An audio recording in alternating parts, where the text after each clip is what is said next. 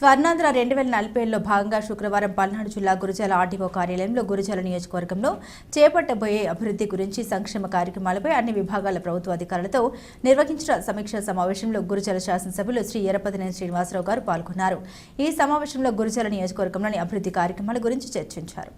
ప్రభుత్వ సంక్షేమ పథకాల అమలు తీరుపై చర్చించడం జరిగింది. ఈ కార్యక్రమంలో ఆర్డీఓ మురళీకృష్ణ సాగర్, కుడికాలువ చైర్మన్ పులుకూరి కాంతారావు, గురజాల పిడుగురాళ్ల మున్సిపల్ చైర్మన్లు బడే జానీ, సుబ్బారావు, మండల టీడీపీ అధ్యక్షులు జమ్మిగుంపుల లక్ష్మీనారాయణ, పట్టణ పార్టీ కన్వీనర్ అడప శ్రీనివాసరావు, కౌన్సిలర్లు నిలవల్లి బొల్లయ్య, చాగట్టి శ్రీనివాసరావు, కొట్టే శ్రీనివాసరావు, బండి రవి, కత్తి రవి తదితరులు పాల్గొన్నారు.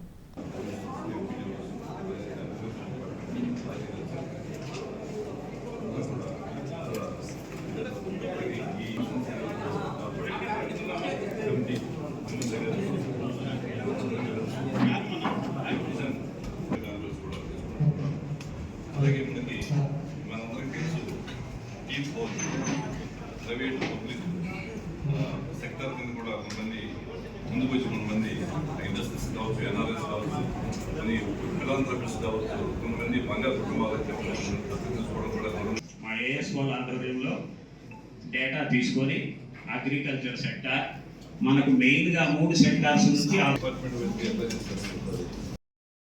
చెప్పున్నాను.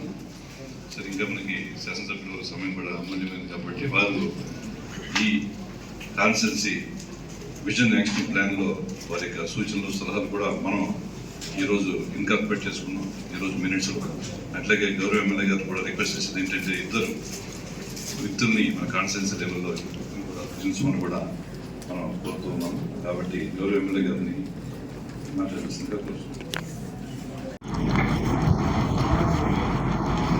ఈరోజు గురజాల నియోజకవర్గం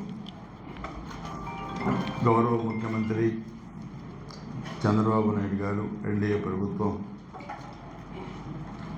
ఆంధ్రప్రదేశ్ రాష్ట్రంలో స్వర్ణ ఆంధ్ర 2047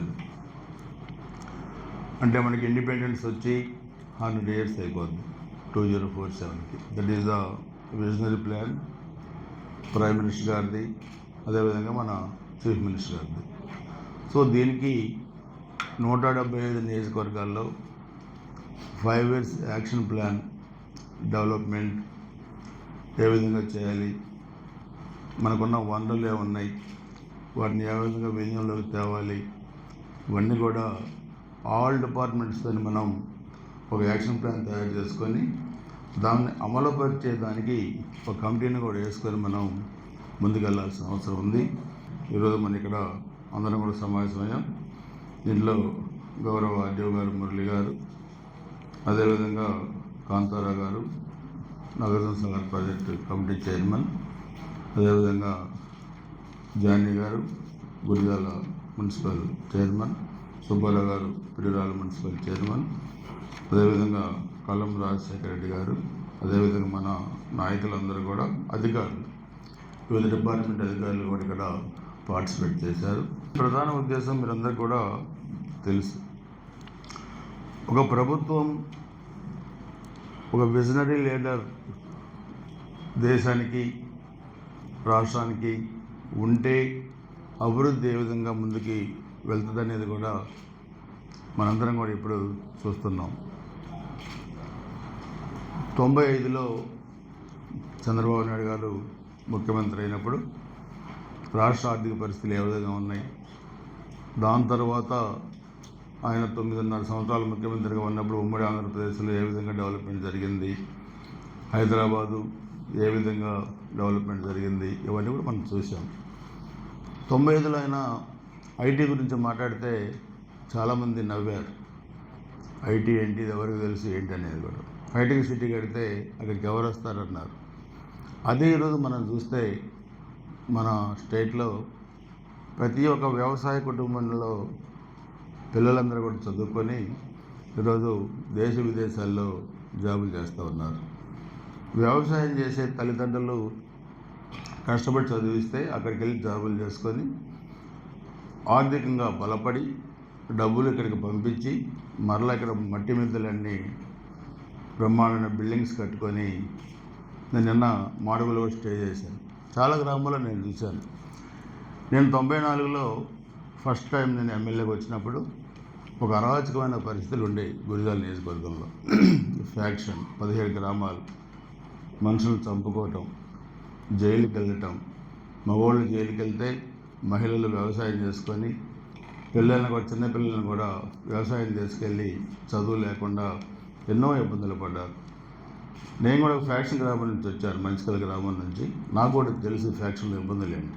నేను ఆలోచించాను, ఎందుకు మనుషులు ఒకరినొకరు చంపుకోవాలి, రీజన్ ఏంటి, పగలు ప్రతీకారాలు ఎందుకు వస్తాయి మనుషుల్లో, దీన్ని మనం ఎలా కంట్రోల్ చేయాలని అప్పటి నుంచి తయారు చేసుకొని ఆ 5-6 ఇయర్స్ నేను అన్ని గ్రామాలకు వెళ్ళి అపోజిషన్లో ఉన్న నాయకులతో కూడా మాట్లాడి అన్ని గ్రామాలు కూడా రాజీ చేశాం. చాలా బ్రహ్మాండంగా కూడా అక్కడ హెల్త్ బాగుంటుంది, వెల్త్ బాగుంటుంది, అందరూ కూడా అక్కడికి వెళ్ళి పార్టిసిపేట్ చేస్తారు. మనం అక్కడ పార్క్ కూడా డెవలప్ చేస్తాం. పిల్లలు బ్రహ్మాండంగా రోజు 2-3 వేల మంది అక్కడికి వాకింగ్ చేస్తూ ఉన్నారు, అవన్నీ వెళ్తూ ఉన్నారు. దాన్ని అక్కడ చూస్తే దాచిపల్లి చేయాలి, గురజాల ఇక్కడ కూడా సుంకరకు ఉంటుంది. ఇది కూడా మనం డెవలప్ చేస్తే ఈవినింగ్ వాకింగ్కి వెళ్ళటం, లేకపోతే హాలిడేస్ అప్పుడు పిల్లల్ని తీసుకుని వెళ్ళటం, అవన్నీ కూడా. అంటే ఇవన్నీ కూడా మనం ఎందుకు నేను చెప్తున్నానంటే, మనం పనిచేసినప్పుడు మనం మరలా మన శక్తిని మనం తిరిగి ఇంకా యూటిలైజ్ చేసుకోవాలన్నా, పుంజుకోవాలన్నా మన మానసిక ప్రశాంతత ఒక మనిషికి అవసరం. అంటే చాలా మంది తీర్థయాత్రకు పోతారు, కొంతమంది బయటికి కుటుంబాలతో వెళ్తారు. ఇదంతా రీఛార్జ్ చేసుకోవటం మనం మరలా మనం హెల్త్గా పనిచేసుకోవటానికి. సో నేను ఇది కూడా ఈ నియోజకవర్గంలో ఈ పార్కుల డెవలప్మెంట్ కూడా నేను ప్లాన్ చేస్తూ ఉన్నాను. తర్వాత మీరు చూస్తే టెంపుల్స్, ఇప్పుడు మన దగ్గర ఈ మండలంలో దైద ఉంది. దైద టెంపుల్ చాలా పురాతనమైన టెంపుల్. మీరు చూస్తే తెలంగాణ, ఆంధ్రాలో కూడా ఇలాంటి టెంపుల్ మనకి లేదు.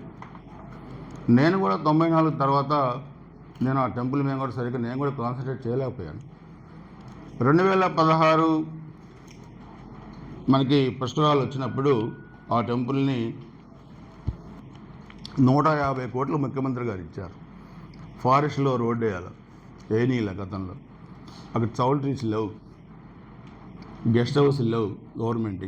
ఎవరు వెళ్ళినా అక్కడికి వెళ్ళాలి, లోనికి వంగి వెళ్ళాలి, ఎవరు పోయినా నడిచి వెళ్ళే పరిస్థితి లేదు, పడుకొని వెళ్ళాలి ఒక చోట. నేను చూశాను ఇది ఎట్లా దీన్ని చేయాలి, రేపు ముఖ్యమంత్రి గారిని తీసుకురావాలి ఈ టెంపుల్కి, ఎలా చేయాలన్నప్పుడు నేను రాష్ట్ర ప్రభుత్వం యాక్షన్ ప్లాన్ తయారు చేయనప్పుడే పుష్కరాల మీద మేము చేసాం. ఇక్కడ ఆ రోజు ఆర్డీఓ గారు కానీ, జిల్లాధికారులు మురళి గారు అందరూ మేము రాష్ట్ర ప్రభుత్వంగా స్టార్ట్ చేయలే, ఇక్కడ స్టార్ట్ చేసి జిల్లాధికారులందరినీ తీసుకొచ్చి, ఎందుకంటే అప్పుడు మీరందరూ అధికారులుగా లేరు, మీకు కూడా ఏం జరిగిందో కూడా తెలియాలి.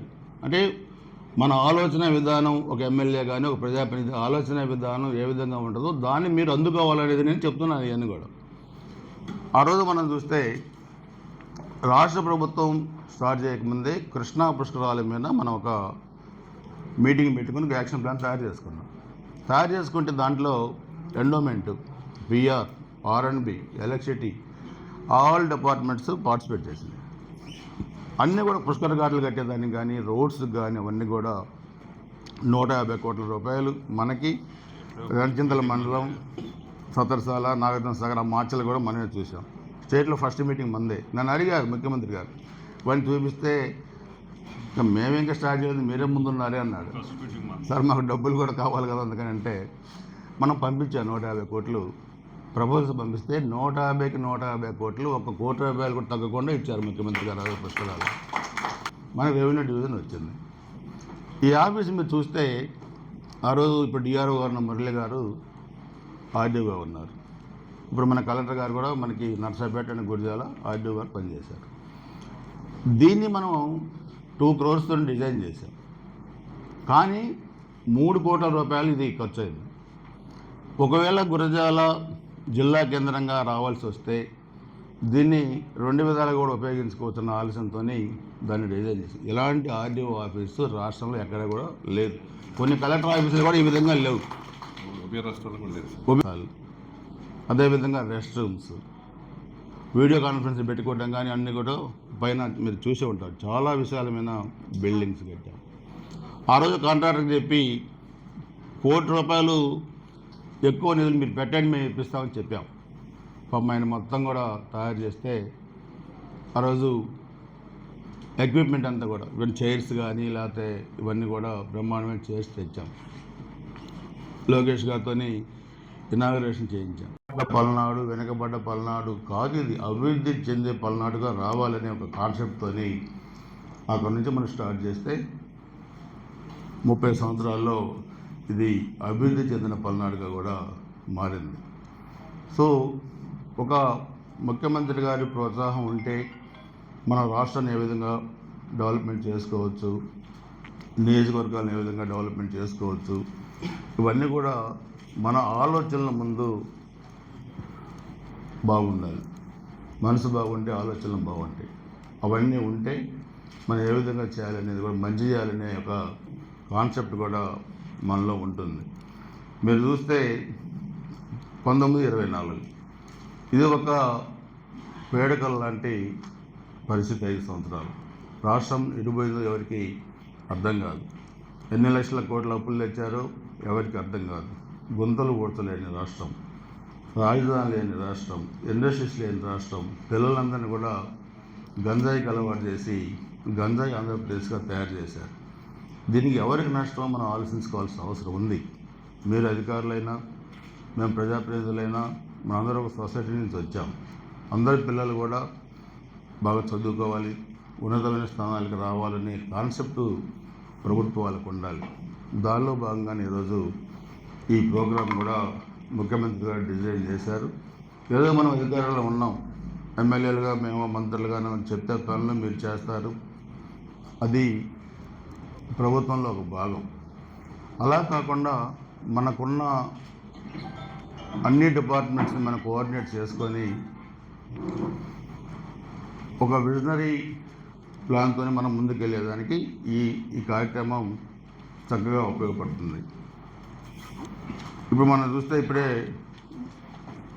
మన వాళ్ళు చెప్పారు అగ్రికల్చర్ గురించి, హార్టికల్చర్ గురించి, అదేవిధంగా యానిమల్ హస్బెండరీ గురించి, ఇవన్నీ కూడా మన రాష్ట్రం, మన పల్నాడు, ఈ సెక్టార్స్ అన్నిటి కూడా మనం ఏ విధంగా స్ట్రెంథెన్ చేయాలి.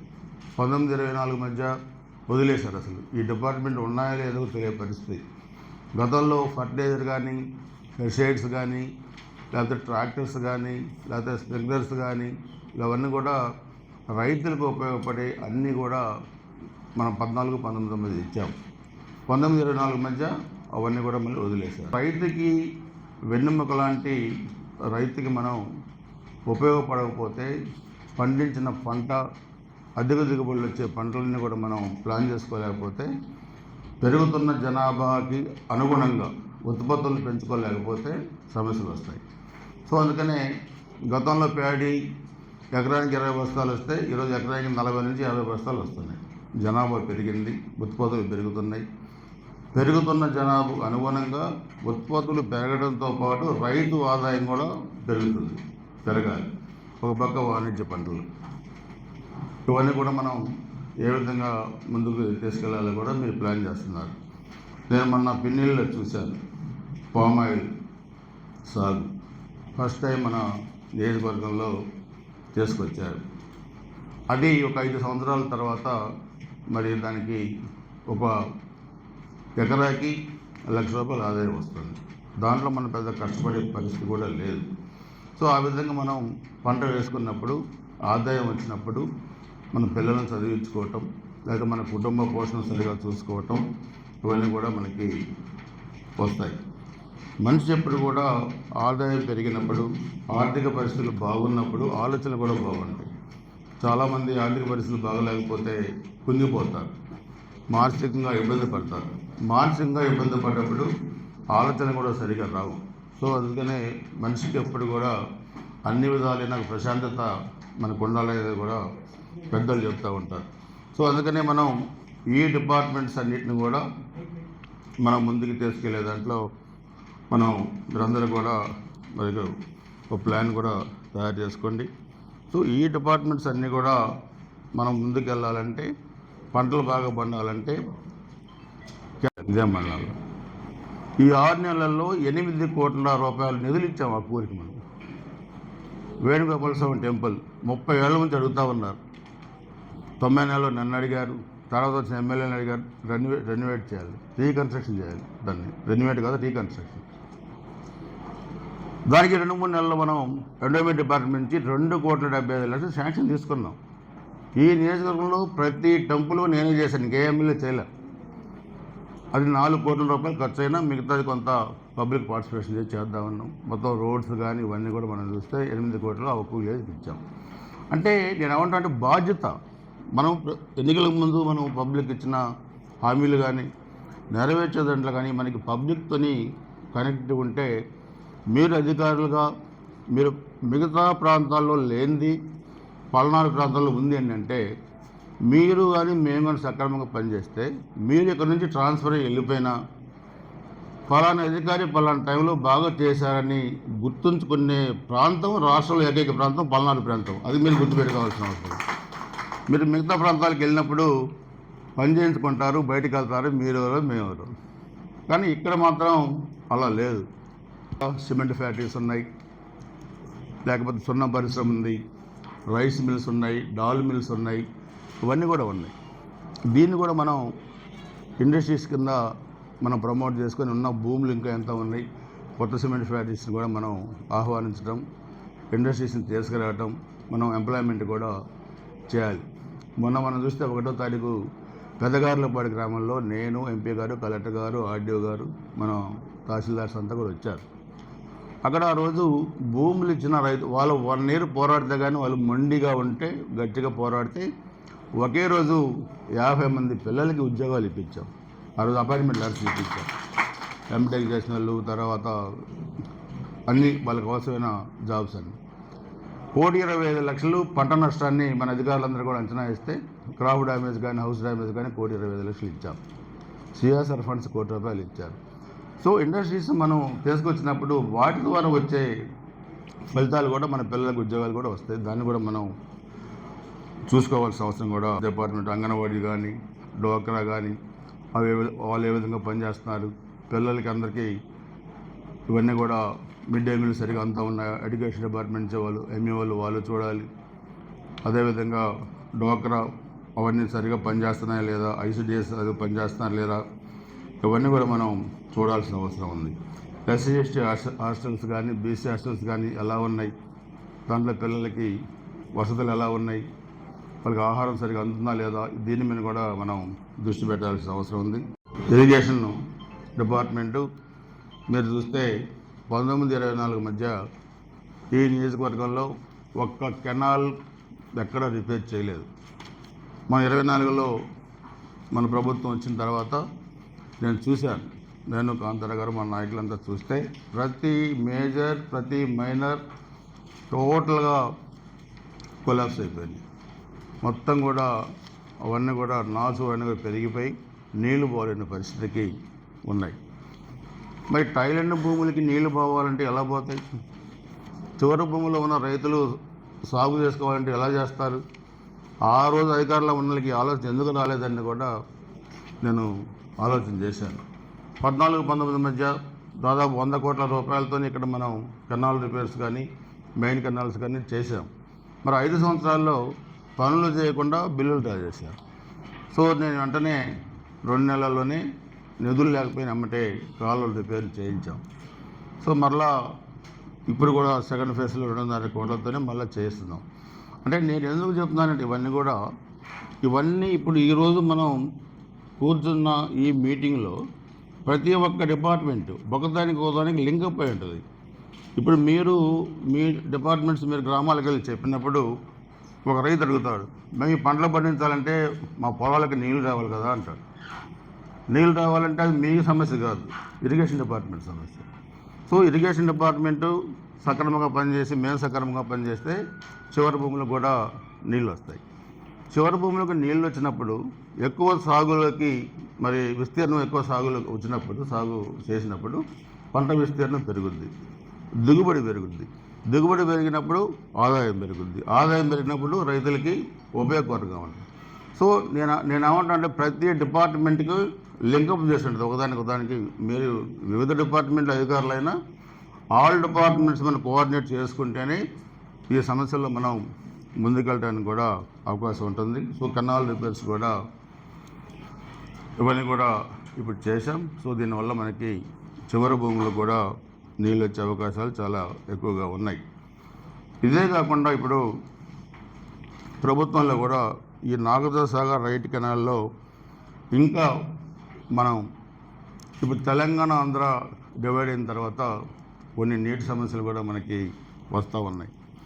సో మన రైట్ కెనాల్లో మనం వాటర్ యూటిలైజేషన్ ఏ విధంగా మనం పెంచుకోవాలి, లేకపోతే స్టోరేజ్ కెపాసిటీ ఏ విధంగా పెంచుకోవాలి, దానికి మనకు బుగ్గవాగు రిజర్వాయర్ ఉంది. మీకు ఎందుకు చెప్తున్నా అంటే ఇవన్నీ కూడా మీకు కూడా కొంత అవగాహన రావాలి. ప్రభుత్వం ముందు చూపుతోని ఏ విధంగా ఇవన్నీ కూడా చేస్తూ ఉందో మీకు అర్థమయ్యేట్టుగా ఒక 2 నిమిషాలు మీకు చెప్తాను. అవి కూడా చేస్తూ ఉన్నాం. అదేవిధంగా రెవెన్యూ, మన వ్యవస్థలో ప్రధానమైనది రెవెన్యూ డిపార్ట్మెంట్. రెవెన్యూ డిపార్ట్మెంట్లో చాలా సమస్యలు ఉంటాయి. మీకు 1924 మధ్య మీరు చూస్తే చాలా గందరగోళ పరిస్థితి. అన్ని రెవెన్యూ రికార్డ్స్ మార్చేశారు, ఆన్లైన్ మార్చేశారు, ఒకళ్ళ పేరు వింటే ఇంకొకరికి ఎక్కించారు. సో ఇవన్నీ కూడా గందరగోళం, రాష్ట్రం ఒక గందరగోళ పరిస్థితిలోకి నెట్టబడింది. సో దాని ఈరోజు అన్నీ మనం కరెక్ట్ చేయాల్సిన అవసరం ఉంది. ఈ నియోజకవర్గంలో కూడా మనం చూస్తే ప్రభుత్వ భూములు 14-19 మధ్య ఇండస్ట్రీస్ కోసం పెట్టిన భూములన్నీ కూడా ఆన్లైన్లో ఎక్కించుకొని వాళ్ళు మార్చేసుకున్నారు. నేను అందుకని ఆర్డీఓ గారికి మన కలెక్టర్ గారికి కూడా చెప్పాను. 14-19 మధ్య ఉన్న ప్రభుత్వ భూములు ఎన్ని, 19-24 మధ్య మార్చబడిన భూములు ఎన్ని, ఇవన్నీ కూడా మీరు తీయాలి. ఇప్పటికే 1 ఇయర్ అయిపోయింది. దీన్ని అందరూ కూడా అన్ని మండలాల్లో దీని ఒక స్పెషల్ టీమ్స్ని వేసుకొని ఎవరెవరు రికార్డ్స్ మార్చారు, ఎవరెవరు భూములు ఆక్రమించుకో. ఇప్పుడు ఎందుకంటే మనకి ఇండస్ట్రీస్ వస్తూ ఉన్నాయి. ఇప్పుడు మనం ఎన్నికల ముందు చెప్పాం, స్మాల్ స్కేల్ ఇండస్ట్రీస్ పెట్టాలి. చదువుకొని నిరుద్యోగాలకు ఉన్న అన్ని కులాలకు చెందిన యువతకి మనం ఉద్యోగ అవకాశాలు కల్పించాలి. ఇది మన సీఎం గారి విజన్. సో మనకి దానికి ల్యాండ్ కావాలి. ల్యాండ్ కావాలంటే నేను అన్ని మండలాల్లో ఉంచిన ల్యాండ్ మొత్తం ఆక్రమించేసుకున్నారు 1924 మధ్య. సో దాన్ని ఇప్పుడు మరలా తీసేసి మీరు అన్నీ క్యాన్సిల్ చేసి ప్రభుత్వ భూములుగా బోర్లు పెట్టండి. పెడితే నేను ఈ ఇండస్ట్రీస్ కోసం కూడా ప్లాన్ చేసుకొని వాళ్ళకి లోన్స్ ఇప్పించి వాళ్ళకి ఇండస్ట్రీస్ పెట్టే బాధ్యతను మనం తీసుకోవాల్సిన అవసరం ఉంది. ఇది మనం ప్రధానంగా ముందుకెళ్ళాలి. ఇండస్ట్రియల్ పార్క్, ప్రతి నియోజకవర్గానికి ఇండస్ట్రియల్ పార్క్ కూడా ముఖ్యమంత్రి గారు పెట్టమన్నారు. దాన్ని కూడా దాచిపల్లి మండలంలో కూడా దాన్ని కూడా ప్లాన్ చేస్తాం.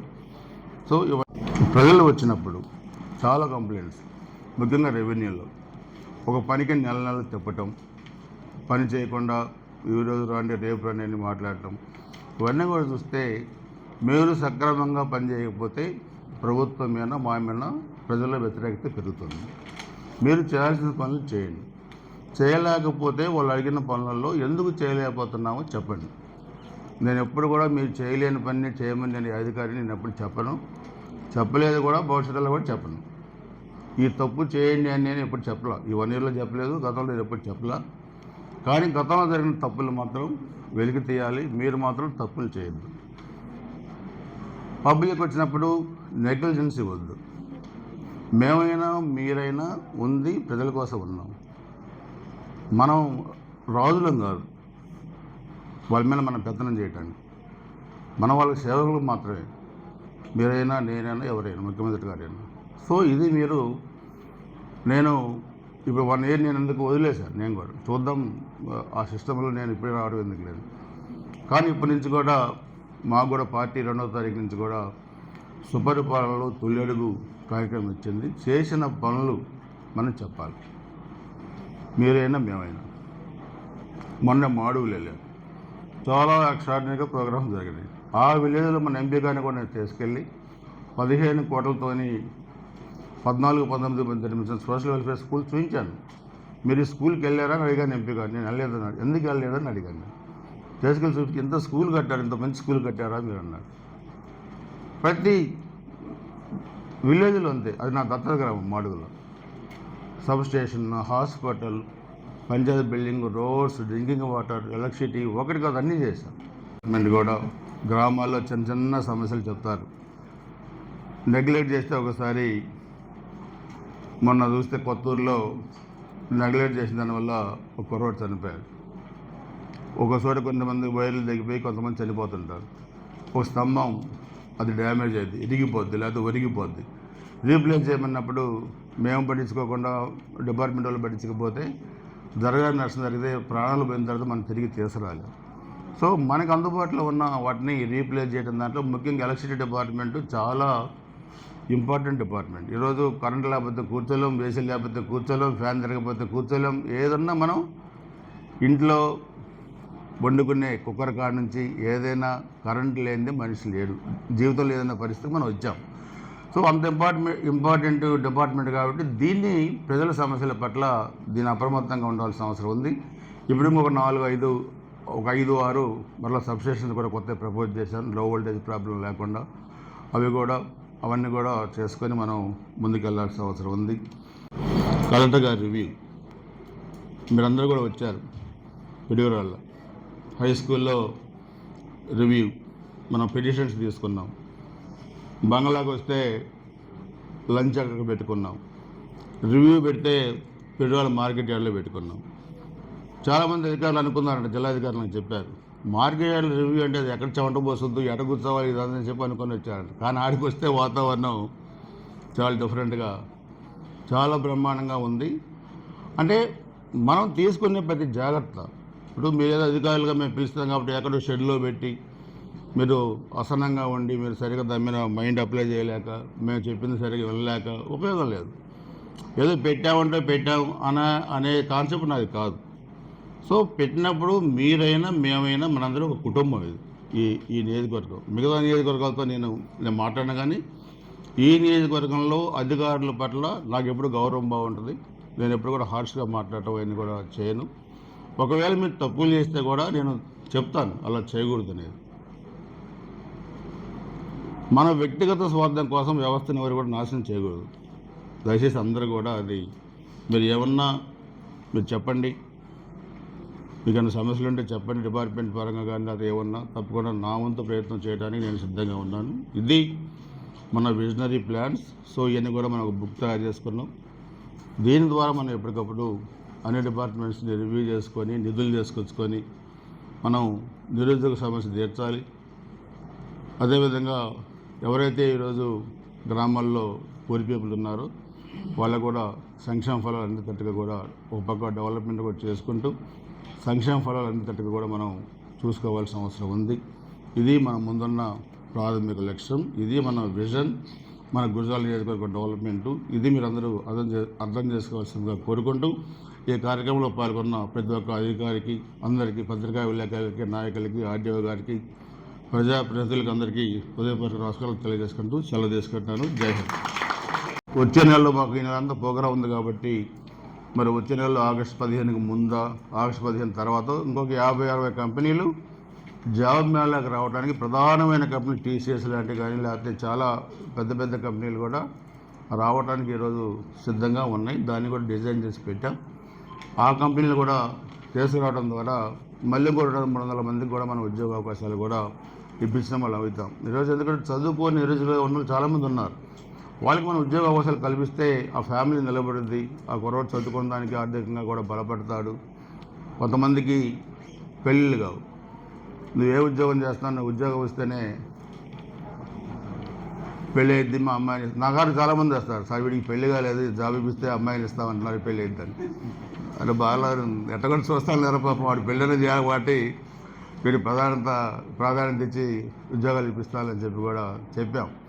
మనం 50 మందిలో దాదాపు 10-15 మంది ఉన్నారు పెళ్లి కావాల్సిన పిల్లలు ఉద్యోగాలు ఇప్పించిన దాన్ని. సో ఇవన్నీ కూడా మనం పెళ్లి సంబంధాలు వచ్చినప్పుడు పిల్లలు ఇచ్చేటప్పుడు చూస్తారు ఆ కుటుంబం ఏంటి, ఆ అబ్బాయి ఏంటి, అబ్బాయి గుణగుణాలు ఏంటి, ఉద్యోగం చేస్తున్నాడా, మా అమ్మాయిని బాగా చూసుకుంటాడా, మా అమ్మాయికి చీరలు కొని పెడతాడా, లేకపోతే ఇంకా బంగారం కొని పెడతాడా, ఇవన్నీ చూస్తారు. ఇవన్నీ ఫ్యామిలీలో మనకు ఉండే.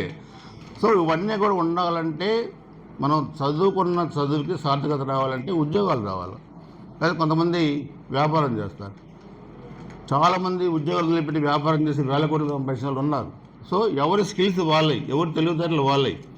అది భగవంతుడు జన్మనిచ్చాడు, తెలివితేటలు ఇచ్చినప్పుడు మనం వాడిని యూటిలైజ్ చేసుకునే దాంట్లోనే మనం ముందుండాలి. సో ఇది ప్రాథమికంగా మన ఆలోచన విధానం. గురజాల నియోజకవర్గంలో మీరైనా నేనైనా, నేను చూడని వ్యవస్థ లేదు.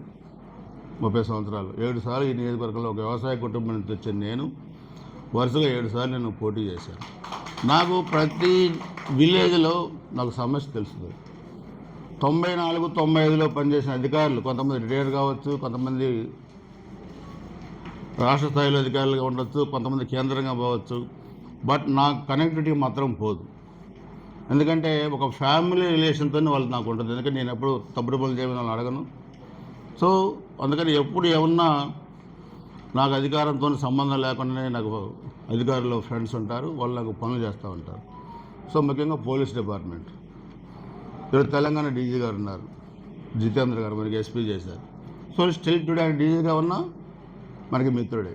అట్నే శివధర్ రెడ్డి గారు అడిషనల్ డీజీ ఇంటెలిజెన్స్ తెలంగాణ, మనకి ఎస్పీ చేశారు.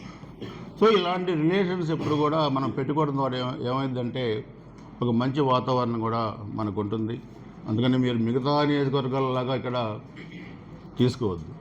నుంచి రైట్ కెనాల్ నుంచి మనకి గుంటూరు అండ్ ప్రకాశం జిల్లాలకి దాదాపు 11 లక్షల ఎకరాలకి మనం ఆయకట్టు ఉంటే దానికి నీళ్లు మనం తీసుకుంటున్నాం. సో ఈరోజు స్టేట్ డివైడ్ అయిన తర్వాత నాగార్జున సాగర్ ప్రాజెక్టు తెలంగాణ ప్రభుత్వానికి వెళ్ళింది, శ్రీశైలం ప్రాజెక్టు ఆంధ్ర ప్రభుత్వం కింద ఉంది. సో ఈ నీళ్లు ఉపయోగించుకున్న దాంట్లో మనకి తెలంగాణకి చాలా సార్లు కూడా గొడవలు వస్తూ ఉన్నాయి. సో వచ్చినప్పుడు ఉన్న నీటిని మనం స్టోరేజ్ కెపాసిటీ, అంటే ఇప్పుడు బుగ్గవాగు రిజర్వాయర్ ఉంది, Nagarjuna Sagar right canal storage tank అది. సో అది 3000 ఎకరాల్లో ఆ రోజుల్లో 65లో దాన్ని డిజైన్ చేయబడింది. సో దాని స్టోరేజ్ కెపాసిటీ అప్పుడు 3.5 TMC. సో ఇది ఇప్పుడు అన్నీ ఆక్యుపై అయిపోయి అది 1500 ఎకరాలకు వచ్చి ఇప్పుడు 1.5 TMCకే అది స్టోరేజ్ కెపాసిటీకి వచ్చింది. ఆ రిజర్వాయర్లో నీటి నిల్వ తక్కువ ఉన్నప్పుడు పంట అవసరమైన నీళ్లు కానీ, డ్రింకింగ్ వాటర్కి అవసరమైన నీళ్లు కానీ ఇచ్చే పరిస్థితులు ప్రభుత్వానికి లేవు. సో ఇప్పుడు మేము కౌన్సిలర్ గారు మేము డిజైన్ చేసేది ఏంటంటే దాన్ని ఇప్పుడు నీటి నిల్వ చేసుకోవడంతో పాటు ఉన్న నీటిని సక్రమంగా వినియోగించుకోవటం.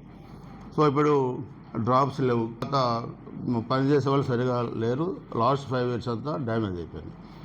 సో ఇప్పుడు దాన్ని ఒక డిజైన్ చేసి ఒక కంపెనీని మనం తీసుకొచ్చి కంప్యూటర్ సిస్టమ్ ద్వారా ఇవన్నీ కూడా ఏ కెనాల్కి ఎంత వాటర్ అవసరమో అంత వాటరే పంపిస్తాం, మైనర్కి ఎంత వాటర్ అవసరమైతే అంత వాటర్ పంపిస్తాం.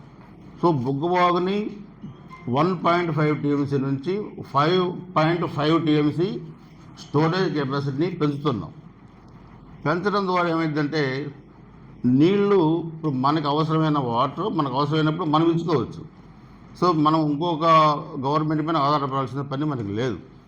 సో ఇప్పుడు దీని ద్వారా 11 లక్షల ఎకరాలకు డిజైన్ చేయబడిన ప్రాజెక్టు 2.5 లక్షల ఎకరాలు ఈ వాటరు వినియోగంలోకి రాకుండా ఈ వాటర్ అంతా కూడా సముద్రంలోకి లేదా కృష్ణానదిలోకి పోవటం వల్ల దాదాపు 2 లక్షల ఎకరాలు ఆయకట్లో లేదు.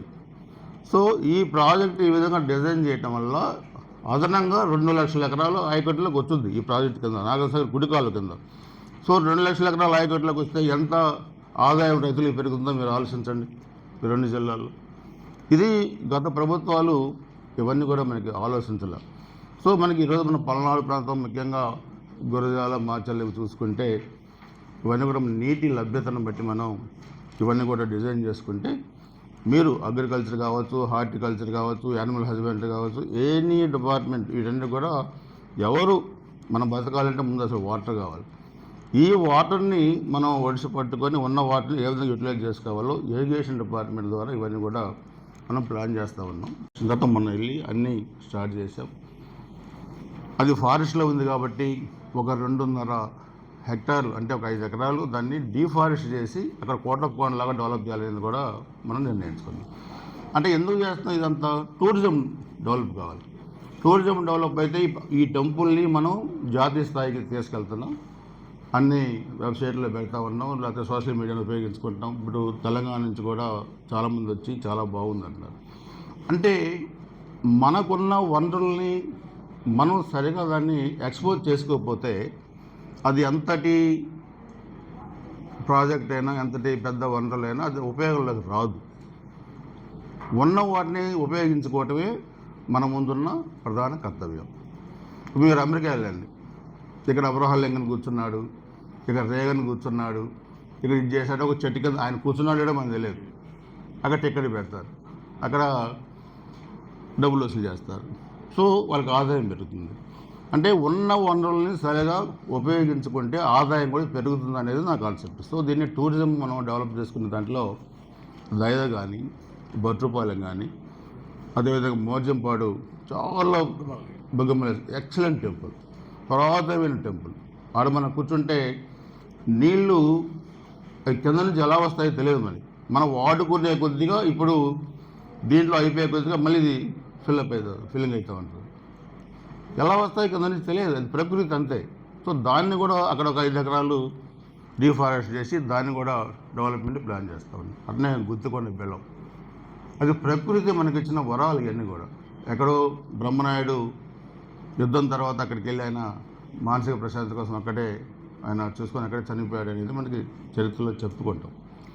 సో మనం ఈ టూరిజంను డెవలప్మెంట్ చేసుకోవడం ద్వారా కూడా మనకి ఆదాయం పెరుగుద్ది, మనకి భక్తి కానీ ఇవన్నీ కూడా పెరుగుతాయి. సో ఇది ఒక యాక్షన్ ప్లాన్ కూడా మనం దీంట్లో భాగంగా కూడా మనం దాన్ని తయారు చేస్తూ ఉన్నాం. దాన్ని కూడా మీరు మురళి గారు దాన్ని కూడా ప్రధాన ఎజెండాగా పెట్టండి. అదేవిధంగా రోడ్స్ కానీ, పంచాయతీరాజ్ రోడ్స్, ఆర్ఎన్బి రోడ్స్ ఇవన్నీ కూడా గుంతలు లేని రాష్ట్రం మనం చూసాం. వెహికల్స్ అన్నీ డ్యామేజ్, నడువులన్నీ పోతాయి, యాక్సిడెంట్లు, మనుషులు చనిపోవటం. అంటే పాలకులు నిర్లక్ష్యం చేస్తే మనుషుల ప్రాణాలు పోతాయి, మనుషుల ఆరోగ్యం పోతాయి, వెహికల్స్ డ్యామేజ్ అవుతాయి. ఇది అందుకని నేను చెప్పింది ఒకదానికి లింక్ అప్ అయి ఉంటుందని చెప్పి కూడా ఈరోజు గుంతలు లేని రాష్ట్రంగా కూడా మనం తయారు చేశాం. మన నియోజకవర్గంలో కూడా ఇప్పటికే చాలా రోడ్లు వేసాం, ఇంకా 200 కోట్లతోని నిధులు కూడా తీసుకొస్తున్నాం. అదేవిధంగా డ్రింకింగ్ వాటర్ కూడా మున్సిపాలిటీలు రోజు గురజాల, దాచిపల్లి, పిల్లరాయికి 300 కోట్లు ఇప్పటికి శాంక్షన్ అయింది. జల్ జీవన్ మిషన్ కింద కూడా ఈరోజు మనం మాచల్ల, గురజాల కలిపి మరి 1220 కోట్లు శాంక్షన్ అయింది. మనకు గురజాల నియోజకవర్గానికి 600 కోట్లు, ప్రతి రూరల్ విలేజ్కి కూడా అది కూడా డ్రింకింగ్ వాటర్ కూడా అది కూడా మనకి శాంక్షన్ అయింది. మెయిన్ ఇది కూడా మీరు అర్థం చేసుకోవాల్సిందిగా నేను తెలియజేస్తూ ఉన్నాను. ఇకపోతే హెల్త్ మీరు చూసుకుంటే సీజనల్ డిసీజెస్ ఇప్పుడు మనకు వర్షాకాలం వచ్చింది, అవన్నీ కూడా మనం హాస్పిటల్స్లో మరి మెడిసిన్స్ అన్నీ ఉంచుకోవడం, లేకపోతే హెల్త్ క్యాంప్స్ పెట్టుకోవటం, ఇవన్నీ కూడా మనం మనిషికి ఆరోగ్యం ముఖ్యం. ఆరోగ్యం ఉంటేనే మీరైనా మేమైనా ఏ పనైనా చేయగలుగుతాం. ఇప్పుడు ప్రధానమంత్రి గారు ఉన్నారు, ముఖ్యమంత్రి గారు ఉన్నారు, వాళ్ళకి ఏజీ ఎంత ఉన్నా హెల్త్ పరంగా చూస్తే వాళ్ళు చాలా ఫిట్నెస్గా ఉంటారు. అందుకని మీరు చూస్తే 21వ తారీఖు యోగా పెట్టారు. అంటే ఒక రాజకీయ నాయకులకి యోగా పెట్టాల్సిన పనిలే, కానీ ఆలోచన మంచిదైన నాయకులు ఉంటే పరిపాలకులు ప్రజల ఆరోగ్యాన్ని కూడా ఎలా మరి బాగుండాలని కోరుకునే వాళ్ళు ఉన్నారు. ఇప్పుడు నేనే ఉన్నాను. సపోజ్ నేను కరోనా టైంలో యోగా చేశాను, తర్వాత దాన్ని మానేశాను. మళ్ళీ ఒక కాన్సెప్ట్ మొన్న నేను 21 పార్టిసిపేట్ చేశాను పిడిగురాలు. నాకే ఆలోచన వస్తుంది మళ్ళీ యోగా చేయాలి, మళ్ళీ ఇవంతా కూడా. అంటే మీరు కూడా ఎవరు ఏ రంగంలో ఉన్నా మనం ఆరోగ్యపరంగా ఉంటేనే ఏదైనా చేయగలుగుతాము. ఇది ప్రధానం. ఇప్పుడు మనం కూర్చున్నాం ఇక్కడ, మనం ఒక విజన్ తయారు చేసుకుంటున్నాం. మీరు పని చేయాలి, నేను పని చేయాలి. అన్ఎక్స్పెక్టెడ్గా మనం అనారోగ్యం పాల్పడితే మనం చేయలేం. ఒక వ్యక్తి, ఒక కుటుంబాన్ని పోషించే వ్యక్తి సడన్గా అనారోగ్యం పాల్పడితే కుటుంబం మొత్తం కూడా దెబ్బతింటుంది. ఇవన్నీ వినడానికి ఈజీగా ఉంటాయి, బట్ మనం ఆరోగ్యం డెవలప్ చేసుకుంటే మీరు ఎంత పనైనా చేయొచ్చు. మనిషి జీవితం అనేది సంపాదనతోనో లేకపోతే ఇంకోటితోనే ముడిపడి ఉండదు. అది సంపాదనతోనే సుఖం రాదు, డబ్బులుంటే అన్నీ చేయలేరు. చాలామంది డబ్బుల కోసం కష్టపడి రోగాలు తెచ్చుకుంటారు. మెంటల్ టెన్షను, ఇంకో టెన్షను, ఇంత సంపాదించాలా అంత సంపాదించాలా, రోగాలు తెచ్చుకున్న తర్వాత హాస్పిటల్కి పోతే ఆ డబ్బులు నయం కావు. రోగాలు కొని తెచ్చుకునే సంపాదన ఎందుకు? నా ఆలోచన అది. మనిషికి ఎంత అవసరమైతే అంత ముందు హెల్త్ పరంగా, మానసికంగా భార్య, పిల్లలు, కుటుంబం బాగుండాలి. సో దానికి తగ్గ అన్నీ కూడా మనం డెవలప్ చేసుకోవాలి. ఇప్పుడు మీకు మన నియోజకవర్గం ఉంది. ఎవరన్నా మీరు కానీ మేము కానీ ఈవినింగ్ హాలిడేస్ వస్తాయి, బయటికి పిల్లల్ని తీసుకొని వెళ్ళాలి. ఎక్కడన్నా పార్కులు ఉన్నాయా? కానీ వెళ్ళాలంటే ఏదన్నా ఏమీ లేవు మన నియోజకవర్గంలో. సో దాన్ని మనం డెవలప్ చేయాలంటే నేను పిడుగురాళ్ళలో మన చైర్మన్ గారిని అంతా కూర్చొని ఒక 10 ఎకరాల పార్క్ని మనం డెవలప్ చేయాలని నిర్ణయించుకున్నాం. అది కూడా చూస్తే బృందావన్ గార్డెన్స్ ఏదైతే మైసూరులో ఉందో ఆ నమూనాను కూడా తీసుకురమ్మన్నాం.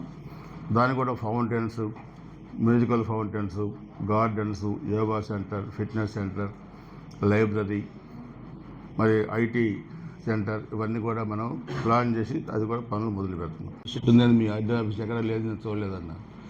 కానీ ఒక ముందు చూపుతోని మనం కట్టింది ఇది ఒక అసెట్గా మిగిలిపోద్ది ప్రభుత్వానికి. మీరు అధికారులు రివ్యూ పెట్టుకోవాలన్నా, లేకపోతే మీరు పైన కాన్ఫరెన్స్ హాల్లో మీటింగ్లు పెట్టుకోవాలన్నా అదొకటి. ఈ ముందు రోడ్డు ఉంది. ఈ ముందు రోడ్డు చాలా ఇరుగ్గా, వర్షం వస్తే బురద అవన్నీ కూడా యానిమల్స్ తిరగటం, పడుకోవటం చాలా అసహ్యంగా ఉండేది. దాని పుష్కరాల్లో పెట్టి సిమెంట్ రోడ్డు వేయించారు. యాక్చువల్గా ఇది మెయిన్ రోడ్డు బీటీ రోడ్డుకే అలో చేస్తుంది ప్రభుత్వం. కానీ ముఖ్యమంత్రి గారితో మాట్లాడి దీన్ని వైండింగ్ చేసి మొత్తం సిమెంట్ రోడ్డు వేయించారు.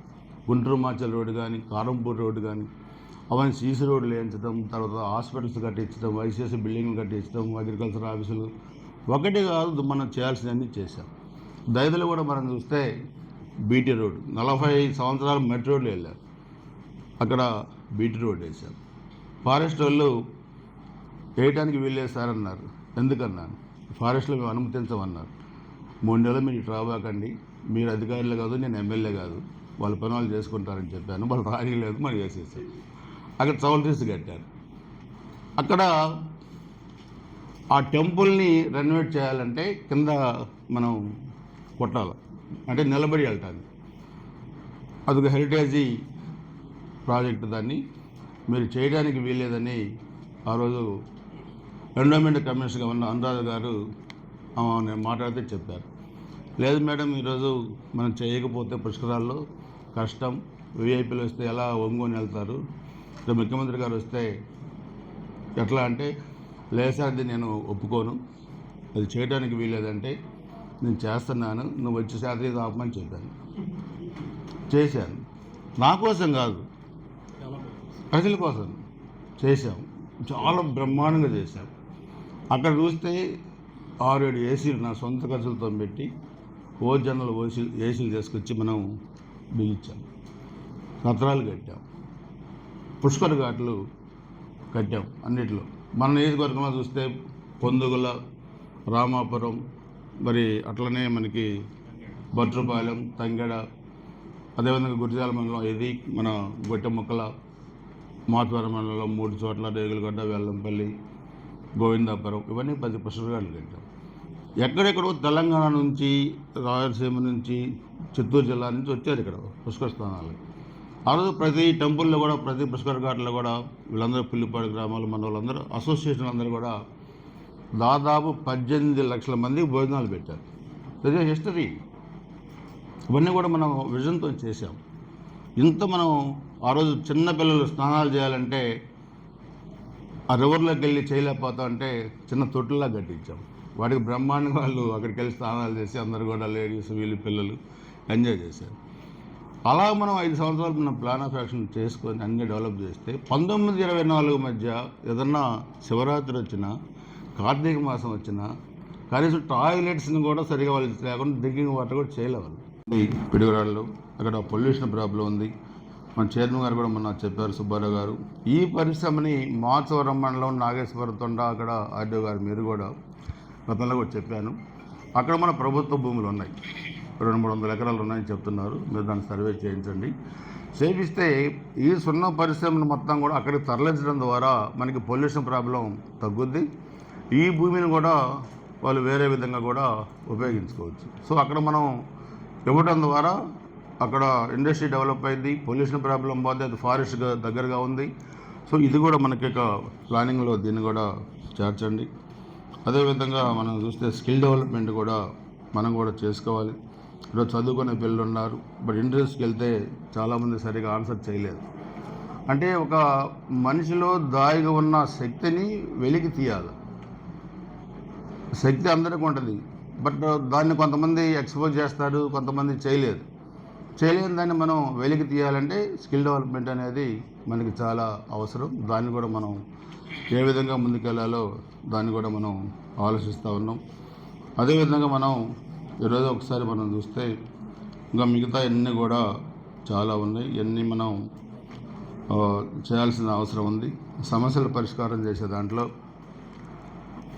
ఒక 1 వీక్ తర్వాత అన్ని మండలాల్లో నేను మా లీడర్స్ అందరూ కూడా చెప్పాను, ఆల్ డిపార్ట్మెంట్స్ ప్రతి గ్రామాన్ని యూనిట్గా తీసుకొని గ్రామాల్లో ఉన్న సమస్యలు మేము లాస్ట్ మంత్ 15 కలెక్టర్ గారు మేము అందరం పెట్రోల్లో పెట్టాం నియోజకవర్గ స్థాయిలో. సో రేపు 1 వీక్ తర్వాత లేకపోతే 10 డేస్ తర్వాత డేట్స్ ఇస్తాం. ప్రతి మండలంలో గ్రామాన్ని యూనిట్గా తీసుకొని గ్రామంలో అసలు ఏమేమి సమస్యలు ఉన్నాయి, రెవెన్యూ సమస్యలు ఉన్నాయా, రోడ్ సమస్యలు ఉన్నాయా, డ్రింకింగ్ వాటర్ ఉందా, ఎలక్ట్రిసిటీ సమస్య ఉందా, లేకపోతే ఏం సమస్యలు ఉన్నాయో ప్రజల్ని నాయకులతో మాట్లాడి ఆ సమస్యలన్నింటినీ కూడా తీసుకొని వచ్చి మండల హెడ్ క్వార్టర్స్లో ఒక్కొక్క రోజు మొత్తం ఒక్కొక్క ఆల్ డిపార్ట్మెంట్స్ అధికారులందరూ కూర్చొని నేను ఆర్డీఓ గారితో సహా అవసరమైతే కొంతమంది జిల్లాధికారులను కూడా అవసరమైన జిల్లాధికారులను కూడా రమ్మని ఒక మండలం ఒక రోజు అంతా కూర్చొని దాన్ని ఆ పిటిషన్స్ అన్నీ తీసుకొని ఎన్ని పరిష్కారం మనం చేయగలుగుతున్నాం ఇమీడియట్గా, చేయలేకపోతే ఎన్ని రోజుల్లో చేస్తాం. ఇలా మనం చేయగలిగితే సగం సమస్యలు పరిష్కారం అయిపోతాయి. ఈ రెవెన్యూ తలకాయ నొప్పులు సగం పోతాయి, లేకపోతే మిగతా డిపార్ట్మెంట్ సమస్యలు చాలా వరకు పోతాయి. మనకు ప్లాన్ ఆఫ్ యాక్షన్ ఉంటే, ఇప్పుడు నేను కూడా మా వాళ్ళందరికీ అదే చెప్తున్నాను, మీరు ఒక్కొక్క పని నాకు తేవద్దు. ఒక గ్రామంలో రాబోయే 4 సంవత్సరాలు మీకు ఏం అవసరమైన ఏం పనులు ఉన్నాయి అన్నీ నాకు ఇవ్వండి. దానికి బడ్జెట్ ఎంతలో మనం ప్లాన్ చేసుకుందాం. బడ్జెట్ ఎంతో కావాలంటే ఈ విలేజ్కి ఎంత బడ్జెట్ కావాలి, మండలానికి ఎంత కావాలి, టోటల్గా నియోజకవర్గానికి ఎంత కావాలి, ఏ డిపార్ట్మెంట్లో ఎంత బడ్జెట్ కావాలో మనకు తెలిస్తే దాన్ని ముఖ్యమంత్రి గారితో మాట్లాడి కన్సర్న్ అధికారులతో మంత్రులతో మాట్లాడి దాన్ని ఫేజ్ వైజ్గా ఆ బడ్జెట్ ఏమైనా తీసుకొచ్చుకోవచ్చు. నాకు ఈరోజు ఇస్తారు, నేను ఇస్తాను డబ్బులు, లేదా రేపు ఒకటి ఇస్తారు. మనం ఎప్పుడెప్పుడు ఇస్తే ప్రతిసారి బడ్జెట్ మనకు రాదు. సో బడ్జెట్లో మనం ప్లాన్ చేసుకోవాల్సిన అవసరం ఉంది. మీరు మురళి గారు మీరు దీన్ని డిజైన్ చేయండి. ఆల్ మండల్స్లో ప్రతి అధికారి ఆ రోజు పార్టిసిపేట్ కావాలా, ప్రజల సమస్యలు పరిష్కారం చేయాలి. దీన్ని నేను ప్రధానంగా తీసుకోదలుచుకుంటున్నాను నియోజకవర్గంలో అని చెప్పి కూడా మీకు తెలియజేస్తున్నాను. అదేవిధంగా జాబ్ మేళా కూడా ఎన్నికల ముందు నేను గురిజాల్లో పెట్టాను. ఆ రోజు చాలా పెద్ద ఎత్తున హాజరయ్యారు. నేను ఎమ్మెల్యేగా లేకపోయినా ప్రభుత్వం లేకపోయినా దాదాపు 300 మందికి ఆ రోజు జాబ్స్ ఇప్పించాం.